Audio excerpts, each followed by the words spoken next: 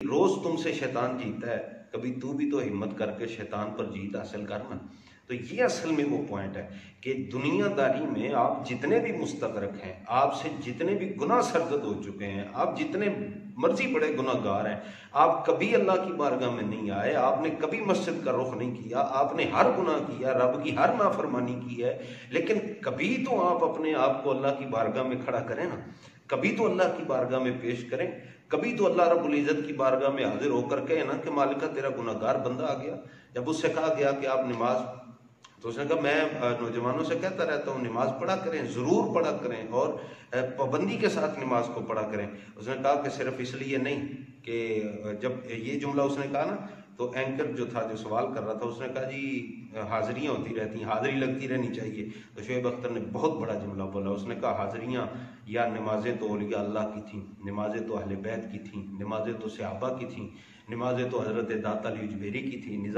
نمازیں تو حضرت خواجہ نظام الدین اولیاء کی تھیں، ہماری نمازیں کیا ہیں؟ رومی و جامی کی نمازیں تھیں، جنید بغدادی کی نمازیں تھیں، ہماری تو پیشیاں ہوتی ہیں۔ تو یہ اصل وہ پوائنٹ ہے کہ جس طرف میں آپ کی توجہ دلانا چاہتا ہوں کہ خدا را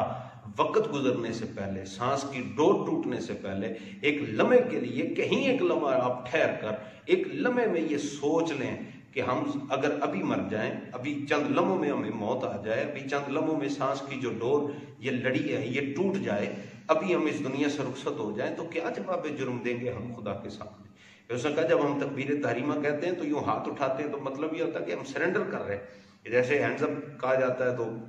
سرنڈر کر دیا جاتا ہے ہاتھ اٹھا کے، تو گناہ گار کی حاضری نہیں ہوتی بلکہ پیشیاں ہوتی ہیں۔ تو ہم کتنے بدبخت ہیں کہ اگر ہم پیشیوں تک کے لیے بھی راضی نہیں ہوتے کہ ہم پیشی بھی اس بارگاہ میں جا کے تو یہی کہہ دیں کہ مالکہ ہم آ گئے ہیں تیرے گناہ گار، تیری بارگاہ میں تیری رحمت کے امیدوار بن کر ہم پر کرم فرما دے۔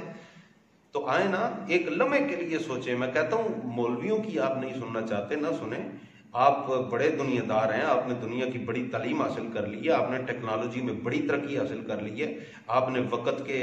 مروان بن حکم یعنی فواد چودھری کی بڑی آپ نے سائنس اور ٹیکنالوجی پر ترقیاتی جو